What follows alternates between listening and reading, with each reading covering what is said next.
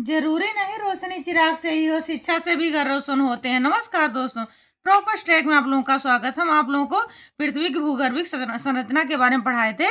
अब देख लीजिए, उसका पार्ट 2 है, पृथ्वी की आंतरिक संरचना क्या है। और इसके बाद हम धीरे धीरे एक एक करके सारी वीडियो लाएंगे।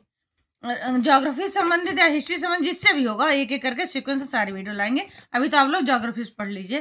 पृथ्वी की आंतरिक संरचना के बारे में देख लीजिए। पृथ्वी की आंतरिक संरचना हमारी कैसी है, क्योंकि सबको पता नहीं होता है हमारे पृथ्वी के अंदर क्या क्या मिलता है। इसके बारे में वीडियो लाएं, ध्यान से पढ़िएगा और याद करिएगा। नंबर 1, भू प्रॉपर्टी।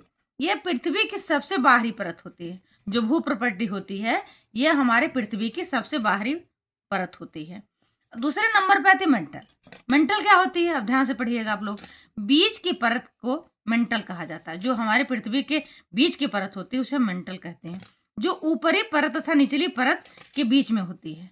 ऊपरी परत हमारी भूपट्टी होती है, और निचली परत अब बताएंगे आप लोगों को क्या होता है, कोर होता है, और बीच में मेंटल होता है। बीच की परत को मेंटल कहा जाता है, जो ऊपरी परत है निचली परत के बीच में होती है।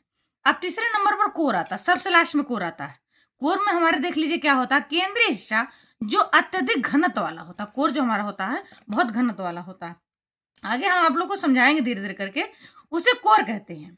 जो केंद्रीय हिस्सा होता है वो कोर होता है, उसे वहां अत्यधिक घनत्व होता है।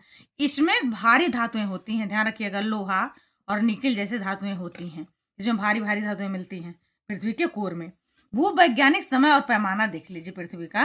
पृथ्वी के 4.6 अरब वर्षों के इतिहास में के समझाने के लिए प्री कैम्बियन युग, पैलियोजोइक और सेनोजोइक जैसे कल्पों में बांटा गया है। ध्यान दीजिएगा एक बार फिर से, प्री कैम्बियन, पैलियोजोइक, सेनोजोइक जैसे कल्पों में बांटा गया। आगे वाली वीडियो हम लाएंगे, आप लोगों को समझाएंगे क्या होता है। अंतर्जात प्रक्रिया देख लीजिए क्या होता है।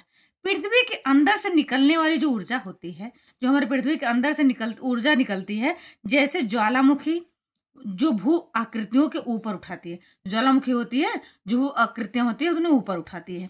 बहिर्जात प्रक्रिया क्या होती है, बहिर्जात प्रक्रिया में बाहरी शक्तियां होती है, जैसे पानी, हवा, जो धरातल को काटती हैं। अच्छा, अंतर्जात प्रक्रिया होती है जो हमारी पृथ्वी को ऊपर उठाती है, ज्वालामुखी जैसी क्रियाएं होती हैं। और बहिर्जात जो प्रक्रिया होती है, हवा पानी धरातल को काटती हैं। ये हवा पानी जो होती है हमारे धरती को काटती हैं और आकार भी देती हैं। ऐसा नहीं सिर्फ काटती हैं। धन्यवाद। वीडियो अच्छी लगे सब्सक्राइब जरूर करिएगा।